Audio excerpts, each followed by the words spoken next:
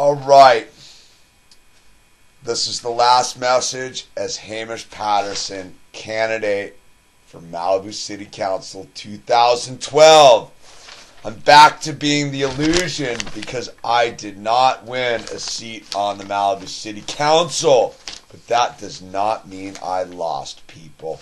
I won in the biggest, most high-frequency place. There were 7 candidates who ran. I was 5th place. I got 649 total votes. The winning candidate, my buddy Skylar Peak, man, super proud of Skylar, got 1,466 votes. He spent $30,000. I spent 0. I got 649 votes surely by speaking from my heart. People, the victory is like mind-boggling, dude. I got 649 people to vote for me because they believed in me and for no other reason. You're talking to a guy who started this journey absolutely in the dark about what was going on. I've learned a lot about our local government and civics as a whole, and I've realized that I'm in, man. There's no turning back now. Myself, Andy Lyon, and Mitzi Zaitzoff, who all of us did not accept campaign contributions. Andy and I didn't spend any money of any kind. The 3 of us changed the city, man. I'll just tell you right off the bat, man. Andy, myself, and Missy, and the rest of the candidates, we got the the city council to say that they will not support the Malibu Lagoon project. I can't explain how huge that is. It's because we did not take no for an answer.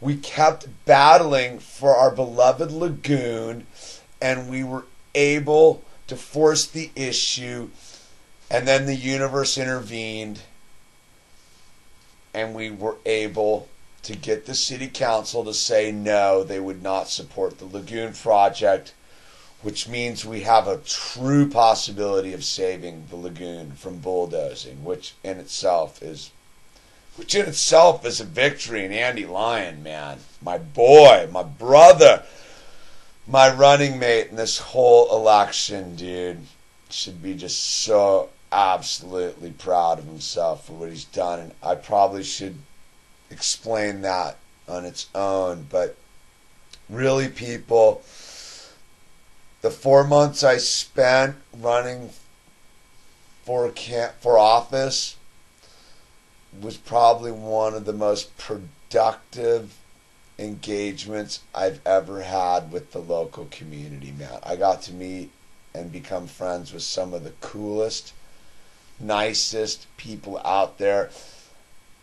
I came to realize that some of the people that I thought were the biggest problems to my city ultimately are just human beings too, doing their very best. And in there lies my ability to heal my community, because now I've established myself in the forefront of the community. I've established myself as an entity. I've gotten myself a place down at City Hall to be an active member and an active voice of my community. Something I was not when I started this adventure. I've established myself as a leader, not because I think I'm in front of everybody, but because I'm willing to be in front of everybody. I mean, do you see there's a big distinction right there? I'm not doing this out of ego. I'm doing this out of being of service, and it was a very powerful experience, and I encourage anybody out there to take the leap if they have the inclination to do so. It was one of the most worthwhile experiences of my life. You know, I've had a lot of really cool experiences, but I've never done anything like this. This was truly everything this flag behind me stands for. I participated in my government, and I've been given the right to have my voice heard because I'm exercising that right. Do you see that? If you don't use your voice, no one will hear you. And that's what I learned in this. 649 people who vote. I know the numbers seem kind of pathetic because it's a city of 13,000 people. And the winning candidate, just so you know, got 1466. I got 649. That's 649 people that were protesting the way our city's been working. That was 649 protest votes, and I was the leader of the protest. Something magical happened. Something that all the Occupy movements and all the nonsense have been trying to do and express. But you can't do that by just setting up a tent. You have to go and get involved with your local governments and show them that you are here to be part of the solution. Man, I am tired because I've been campaigning since 7 o'clock this morning and it's now 1 o'clock at night. I am tired, and so I want you to know that I have nothing but just the most radical energy going through me. But I am also just physically exhausted today, and I will be speaking more of it because now I can get back to my illusionness. Anyway, this is the illusion. Just letting you know, man, I want to thank, at the end of this video, I want to thank Bart at Legion Skateboards for sending me out a bunch of pins out of outer space. Thank you, Bart, man. That was so encouraging to me and so uplifting. I would like to thank Keegan Gibbs, a local member of our community who built voteforhamish.com website on his own behalf, on his own impulse, without any consultation with me whatsoever. I would like to thank Deb and Jennifer, who are true friends of mine, who went to every debate, were at every event, who have been just so involved in the energy field that has been this campaign that I can't even express the gratitude I have for you two women. I'd love to thank Mary Stanley. Mary Stanley was one of the first people to start backing me, and she is just this awesome person that I met via this. I'm going to kind of do a blanket statement here about all the girls at Preserve Malibu, and men and women and men, and Preserve in a safer PCH. I am so grateful to have met you and having you invite me into your collective group to try to fix the problems of the city. There's too many of you to name in this video, and I don't want to miss anyone's name. John Mazza, man, I want to give you some props to my brother Ryan Embry. Pamela, the council member who inspired me to run. I want to thank you, Pamela, for encouraging me to do this by just staring at me.